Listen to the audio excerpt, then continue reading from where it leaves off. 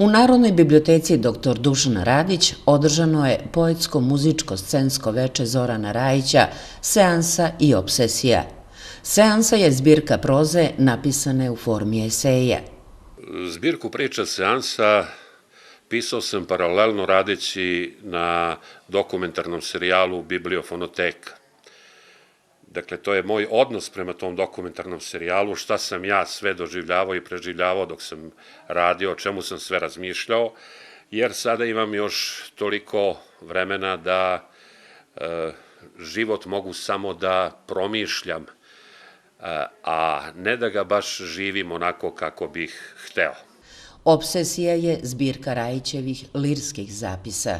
Obsesija je sublimirala sve moje najave i odjave jutarnjih, popodnevnih, večernjih i noćnih programa koje sam radio u programu Radio Vrnjačke Banje kao novinar-voditelj, a ova zbirka priča Seansa je tako, neka proza u formi eseja, mogli bismo to tako i da nazovemo. Na poetsko-muzičko-scenskoj večeri u Vrnjačkoj biblioteci, na kojoj su promovisane Seansa i obsesija, Rajićeve tekstove govorila je glumica Kristina Vuletić. U objavljivanju ove dve zbirke autor je imao podršku opštine i javnih ustanova. Prelom, korektura i ilustracije su njegovo delo.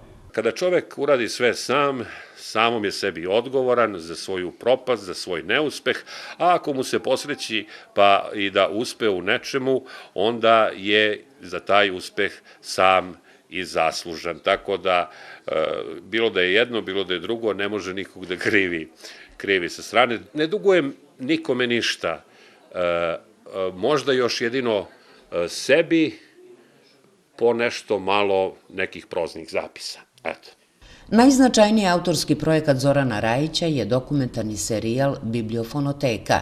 Reč je o digitalno arhiviranim tonskim zapisima intervjua sa poznatim ličnostima iz različitih oblasti, koje je snimio tokom dugogodišnje novinarske karijere u radioteleviziji Vrnjačka Banja. Projekat je započeo pre 5 godina, zajedno sa Miroslavom Stašićem.